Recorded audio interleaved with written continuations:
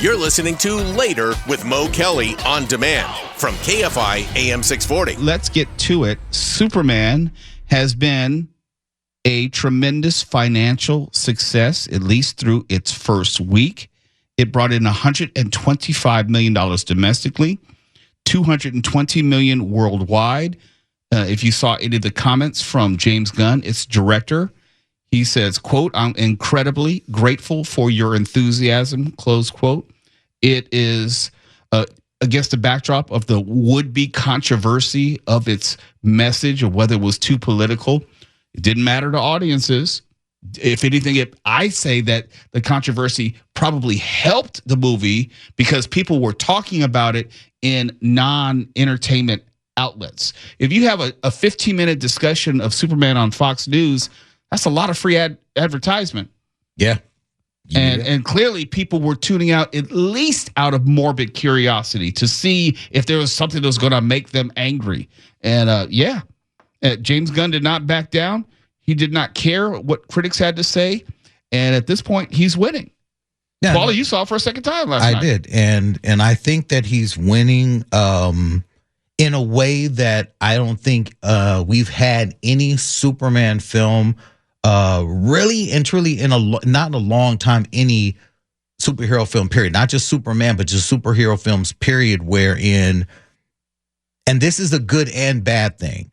It is a good thing because James Gunn leaned wholeheartedly into the pages of a comic book and brought that to the big screen. This film is over the top. It is full of unbelievable actions in a world that could never, ever exist. The laws of physics and everything, nothing exists that is real in this world. It is total comic book fantasy and unashamedly so. And I love everything about that because for me, my foundation and my love for Superman comes from comic books. Well, I think many going into this film may have come up with the original films and any iteration thereafter, any of the television series. And that's fine because that does give you a good televised look at Superman. But the drawback is that it is so comic book that I think many individuals going into it looking for some sense of like that Marvel Cinematic Universe reality within a superhero film, they may have missed out on it. But for comic book folks like myself, this was a dream come true, an actual comic book on the big screen. You can also say that Superman has been consistent with the rest of the box office, I'll say blockbusters this summer. And it has been there's been a pattern of movies doing well, at least meeting expectations financially. Superman did not disappoint. You're not having movies in the summer underperform. Jurassic World Rebirth still is doing well. Came in at number 2 this week with another $40 million in the second week. That's nothing to shake a stick at. It's already over $500 million. 2 weeks, wow, 2 weeks. $500 million. That says hello because now you have multiple movies that people are willing to see multiple times, like Tuala. People are going to see during the summer, not just on Friday, Saturday, Sunday. They might see it Monday, Tuesday, Wednesday, Thursday, depending on how their schedule works. Coming in number 3 this week is F1, the movie.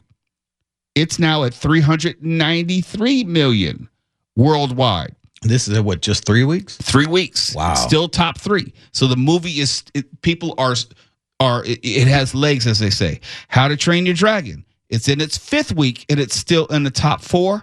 It is at $561 million, over $500 million. When you have multiple movies at least doing $500 million gross around the world, that means a lot. That really means a lot for your neighborhood movie theater. Of course, the big chains, but it was also, for me, I was curious to see, at least with AMC, whether the influx of the new commercials was going to have any type of impact on how people were going to turn out for the movies or not. Those commercials are real. Saw Superman at AMC when me and Mark first went to go see it. The listed showtime was 12:30. I believe by the time it started, it was 1 a.m. And we were sitting in there looking at each other like, wait a minute, they threw in a commercial in between our trailers. This was insanity. Are you serious? Yeah. Yes. Yes, they showed a bunch of trailers, and then out of nowhere, a truck commercial, and then they showed some more trailers, and then they had to show the couple who was having some Coca-Cola fantasy, and then they went into Nicole Kidman. I was say, where's Nicole in there? Yes, And by the way, people weirdly applaud the Nicole Kidman commercial.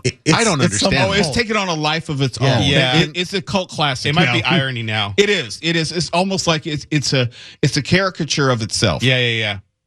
So it's not sincere applause. No. when It's derisive. you hear people like quoting in the end, whatever that ending line she says is it's because here it's magic or whatever. And you hear audience members saying that, it's like, okay, all right, we get it. We're all annoyed by it. I didn't get the mockery of it. It sounded to me like people actually were happy to see this ridiculous thing. Or they're just stoked that, like, thank the Lord that the movie's finally Right, because they know start. that's the last thing before the Exactly. movie. Maybe that's it too. Yeah, the extra commercials are so tacky and irritating. That really is infuriating.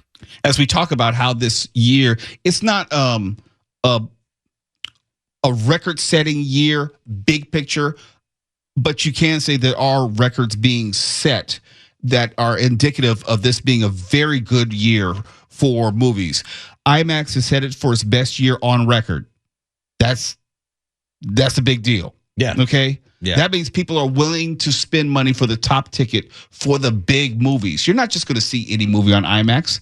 That means they have event movies that people are willing to spend money, like Tuala, to see in IMAX. And just think, every movie that's come out, all the big ones that you've announced, they've all hit IMAX simultaneously within weeks of each other, from How to Train Your Dragon to F1 to, now Superman. I mean, everything is going IMAX, and everything is shot in IMAX. I mean, going all the way back to Sinners, which stayed in IMAX for several weeks without being bumped out.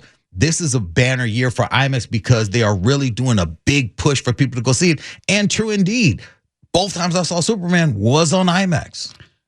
Also, as we go to break, because of Superman's success, whether you like the movie or not, it is without a doubt a smash hit. There's already an emerging James Gunn Superman universe, which is coming into view. We'll tell you about at least 2 Superman TV spinoffs, which may be coming your way. It's Later with Mo Kelly, KFI AM 640. We're live on YouTube, Instagram, Facebook, and the iHeartRadio app. You're listening to Later with Mo Kelly on demand from KFI AM 640. KFI AM 640. It's Later with Mo Kelly. Let's continue our discussion of James Gunn, Superman, the DC Universe, and what TV shows might be coming our way. Now that Superman financially seems to be a bona fide hit, it opens the door for James Gunn to fulfill more of his vision of that cinematic universe. And if you've seen Superman, I don't want to give too much away. If you've seen Superman, there are some characters who are prominently featured. One of them is Mr. Terrific. And if you know DC Comics, Mr. Terrific is not necessarily the A-level character, but he's always been well received. And he's never been on the big screen before, but this has been an opportunity to expand that character. And it seems that James Gunn is looking at a spinoff for Mr. Terrific and also Jimmy Olsen. This is after acknowledging that Peacemaker season 2 is going to be dropping on August 21st with John Cena. And that, if you haven't seen Peacemaker, it is a funny series. I've heard nothing but good things about that show. No, You've it is never seen it? No. Oh my goodness. Woo! You don't need to know anything about anything. Just watch it for what it is. Okay. You don't need to know anything about Peacemaker or any of the characters because you're kind of the running joke is Peacemaker wants his respect. That's kind of why I avoided it, because I'm like, well, I'm really not well versed in that universe. You don't have You to don't, be. you don't need to know anything. Okay. You can just You know enough about today's pop culture Yeah. for you to be able to watch it, because it is literally a There he goes. slapstick take on, Oh, it is literally on what's slapstick. happening Okay. on social media, in media period, just in the world, entertainment, everything. He attacks everything. and it's profane. Profane. Love that. Okay. There's a Don't give it away. oh, I can't even play some of the stuff, but it is really Okay. it is funny, I'll and I'm go looking check forward it to out. season 2.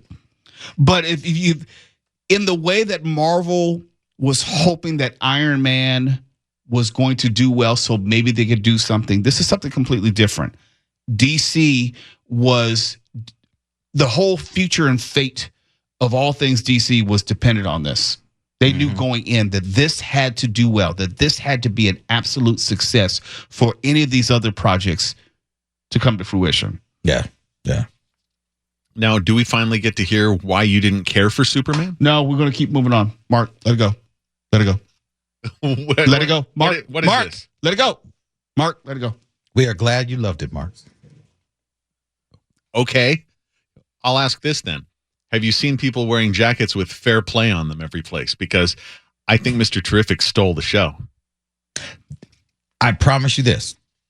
We're going to see a lot of Mr. Terrific this Halloween. A lot of Mr. Terrific this Halloween. Now, in the screening you and I were in, he had one killer line that just busted everybody up in the audience. And I won't spoil it, but he was the surprise of the movie for me.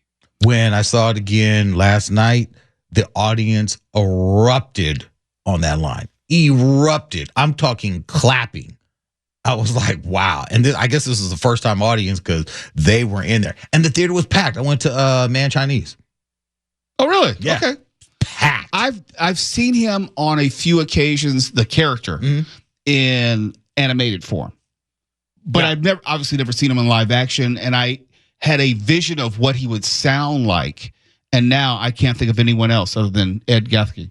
Yeah, no. I think that absolutely he is forever attached to this role. And I think there was a version of this character in the Arrowverse. Remember, that's where they first introduced him in Arrow. And that left a lot of people yearning because they did not feel that iteration lived up to his prowess and who he is in the comic books, even though he is a character that's not widely known outside of real comic book circles. But now this is one of those like, okay, so you're a complete and total badass? All right, yeah, we need more of you. Complete. Total. Can't wait to see that. Also, DC plans its 100th anniversary in 2035.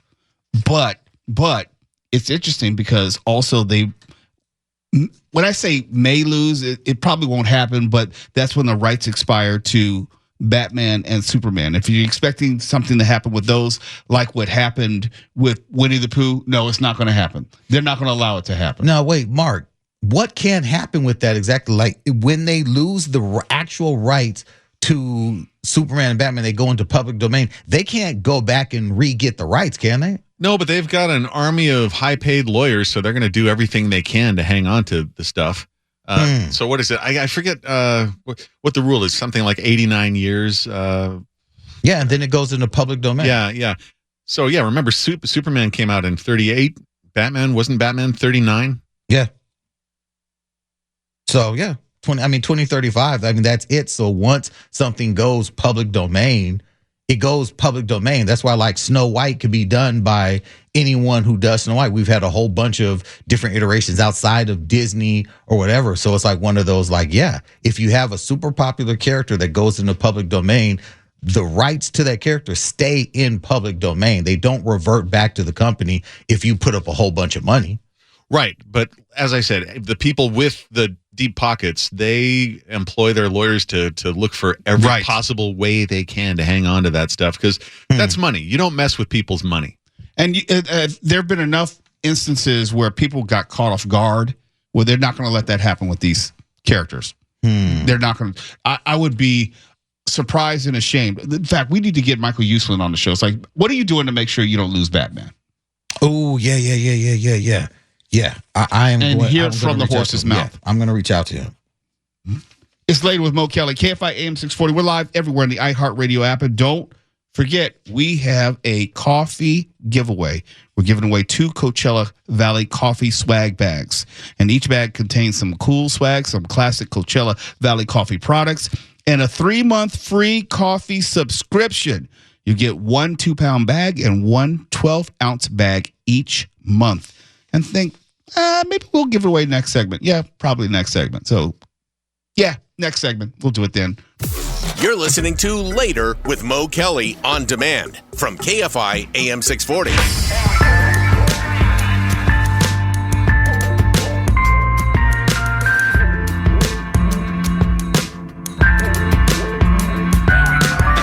KFI Later with Mo Kelly, live everywhere in the iHeartRadio app. Twala, it's time for you to pay off that story about when you were assaulted by, I guess, a family of raccoons. Wait a minute. Oh, wait a minute. yeah. Wait a minute. Somehow the raccoon story came up? Yeah, it did, because we were talking about trash pickup and it led to coyotes and a food source. Then we talked about the rodents around here with the squirrels that led to the coyotes around here. Yeah. And then the raccoon. And I told them about the time in which they tried to jack you. No, look, I'm leaving out of here one night, and I think I sent a picture of the raccoon as it stood outside the door. I sent it to your socials. Yes, you did. And everyone. All right. This raccoon was outside the door, and I'm thinking to myself, hey, just going to go to the door and it's going to run away. I go to the door and I make to open it up, and it starts charging at the door. And I'm like, whoa, hey, okay. I close the door and it's standing out there and it's looking at me. And I'm like, I stomped my feet like, get out of here, raccoon. And it got up on its hinds and it started gnashing its teeth and waving its little raccoon arms at me. And I'm like, what? I mean, did I say something on the air? You're waiting for me downstairs? What is this? Why does this raccoon have an issue with me? So I sat there for a minute, just sitting on the benches downstairs, looking at the door. And this thing was just kind of circling around outside, waiting on you. Oh, he's going to come outside. You're going to answer for this. I'm like, I don't know what's going on. Once I opened the door up again and yelled at it again as if it understands me. Get out of here, raccoon. And I just heard making all this weird raccoon noises. And I'm like, is this thing rabid? I don't know. And for a second, it went away. And I'm like, okay, I'm going to come out. I open the door and I just hear this little, and it comes running back. It's like it's not going to let me leave. I don't know if I owe it a treat. I don't know what's going on with this raccoon. Do you have an X in common or something? I don't know what happened. I'm like, maybe I took its food source. I don't know. I really don't know what's happening with this raccoon, but it was vicious. Little devil eyes. I mean, I don't know how to share it on my social media because it's from way back. But if you go to later, maybe you shared it on the socials there. I have to look for it. Yeah, look, this thing was actually vicious, and it had me captive for 30 minutes. And then, okay, and here's the thing. It wasn't just that raccoon. And I don't know, maybe it was protecting its others, but in the bushes, right outside the door, right out there, yeah, little green eyes were in the bushes. Little green eyes. And I'm like, are these things possessed? Yeah, it was crazy. I thought I was going to be vilified and victimized and trashed and eaten alive by raccoons. But you're here to tell the story. Yes. You survived. Fortunately. Now the coyotes, that's another story. Yeah, there is a coyote den around here somewhere. Being very serious, there is one. Yes. Because there are way too many coyotes that I see on a regular basis in and around Whole Foods. Oh, I'm talking about the ones that we see downstairs. What I'm saying, but yeah. I'm saying them running between here and Whole Foods. I usually see them. Oh, yeah. Sometimes when Mark leaves, he's like, hey, be careful when you come down. Big coyotes down here. Big ass coyotes. When I was switching gears, when I was driving back from Pleasanton, I was going to the World Keto Summit in Pleasanton, martial arts summit. Coming back, we were driving down the 5 and we passed Magic Mountain. And maybe there were a lot of roller coasters under construction or they were being fixed, but not a lot of them were operational. Traffic was moving very slow, so we had a chance to really look and see for a while what was going on at Magic Mountain, and not a lot of roller coasters were in service, so it seemed. I said some time ago, I wonder if amusement parks, as they're presently conceived, are going to be with us well into the future. The whole idea of these physical roller coaster rides, whether they're going to go more the route of what we have at Disneyland right now, like Rise of the Resistance, or even Star Tours back in the day, where you're on kind of like a platform and it has more of a simulation feel because it doesn't take up as much room, seemingly wouldn't be as expensive. I wonder about those things when I see stories like Six Flags is revealing its plans to close the California Great America Park in Santa Clara at the end of 2027. Quote, and this the park's lease is coming to an end. And they're saying, quote, unless we decide to extend and exercise one of our options to extend that lease, that park's last year without that extension would be after the 27 season. And that's the CFO, Brian Withrow, told investors some months ago. California's Great America was originally opened in 1976 by the Marriott Corporation. Didn't know that. And traded hands multiple times before coming under ownership by Cedar Fair in 2006. Cedar Fair and Six Flags merged in 2024. We told you about two parks which were closing in Maryland earlier this year. I think it's fair to say that this might be part of a larger trend, if only because amusement parks, as we presently conceive them, probably are not as financially successful as they were maybe 15, 20 years ago. I don't know, or at least the ride enthusiast roller coaster parks. Yeah. I mean, look, my son, him and his crew, they're like, 18, 19 somethings, and they still like going because they still like the thrill rides, but it's not, even my daughter, she's like going, but she doesn't like going for rides right now. She likes going because her and her friends like, getting cute and going walking around the park now. Right. Eating funnel cakes on them. Like, there are other things to do. I mean, for our generation, it was the thing to do. Yeah. You could go meet girls, whatever, hang out. You have entertainment all day long, well into the evening.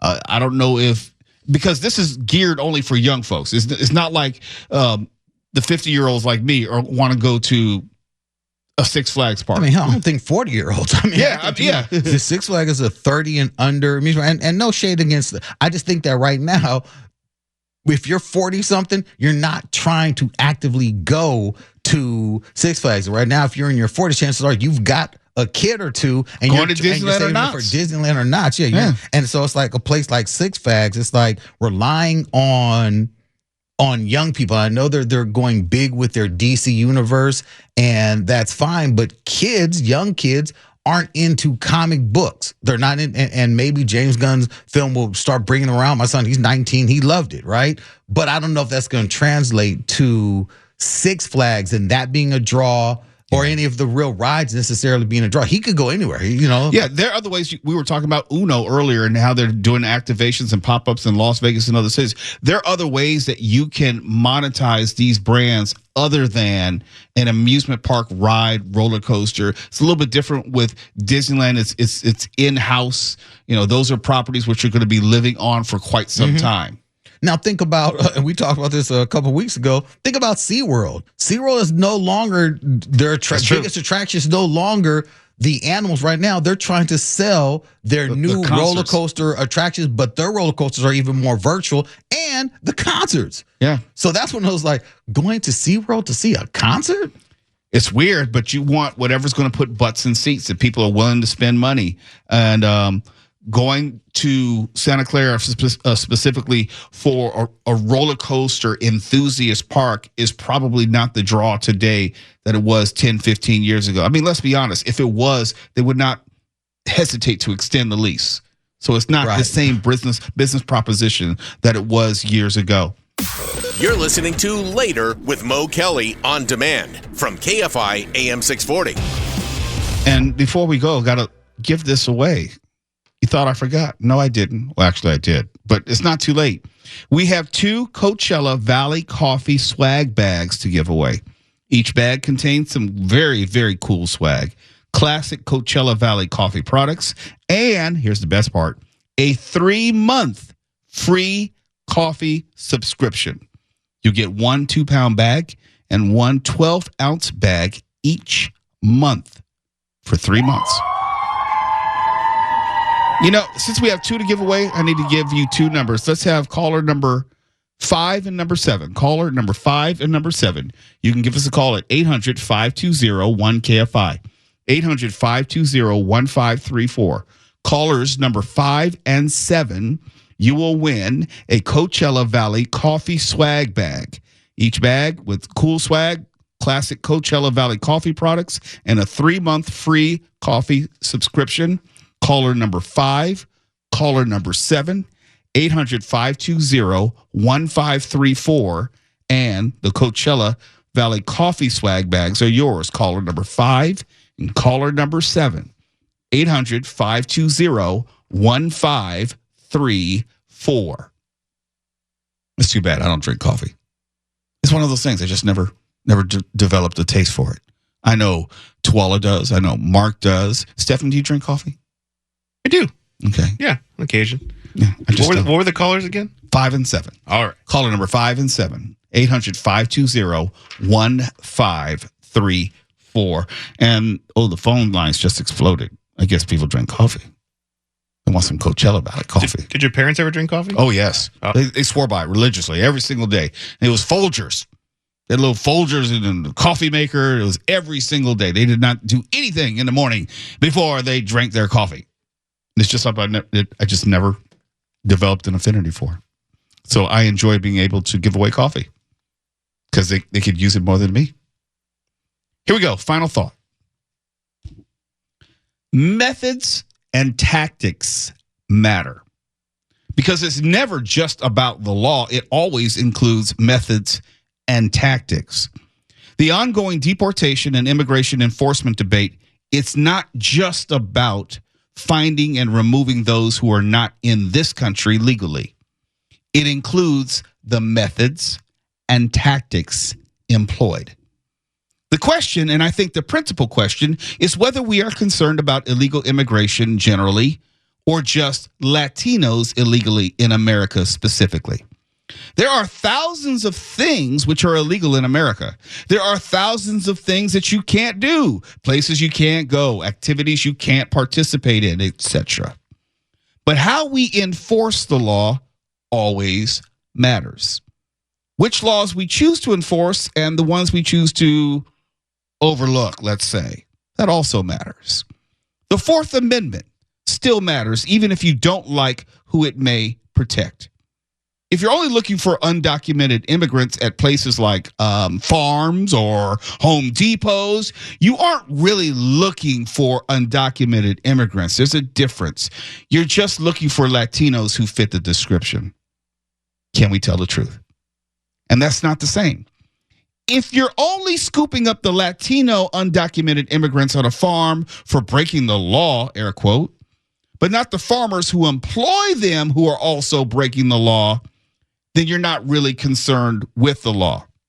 There's no moral or legal high ground to stand on if you're worried about illegal immigration and this being a law and order country. Here's something you may not know. According to the Public Policy Institute of California, 49% of immigrants are from Latin America, but 41% are from Asia. 49% Latin America, 41% Asia. Drill down even more, and among immigrants who arrived here in California between 2014 and 2023, 46% were born in Asia, while 38% were born in Latin America. But if you just watch TV or follow the news and chronicle the methods and tactics employed, you'd rightfully think, but it would be wrongly as far as facts. You'd wrongly and miss the point that 99% of immigrants, documented and undocumented, are Latino. You'd wrongly believe that. Since California's on the national stage in this ICE debate, I think those numbers bear mentioning. Since the raids are largely not happening anywhere else except Latino communities, those numbers bear mentioning. Talking about immigrants who arrived here between 2014 and 2023, 46% were born in Asia, 38% were born in Latin America. It's like only looking for illegal drugs in the inner city, but not on college campuses, when we all know there is extensive use in both places. I've lived in the inner city, and I've lived on a college campus, and I'm here to tell you there's an equal amount of drug use, let me tell you. But there's not equal focus. And that only says you're not really targeting the problem, you're targeting people. The state with the largest undocumented population in America is California. That can't be argued. But you know who's number 2 and 3? Texas and Florida. It's fair to point out that no similar effort is underway in Texas or Florida. But hey, I'm sure it's just a coincidence. And the National Guard will show up in both states eventually. I mean, the National Guard didn't show up to assist in the floods in Texas and save actual lives, but who's nitpicking? Illegal immigration in California is more important than floods in Texas, right? Right? Because, never mind. I think you understand what I mean. Methods and tactics matter. If you're not actually following the law all the time and trying to get all the people breaking the law, then you're not really interested in the law. You're just targeting people. For KFI AM 640, I'm Mo Kelly. KFI and KOST HD2, Los Angeles, Orange County. More stimulating talk.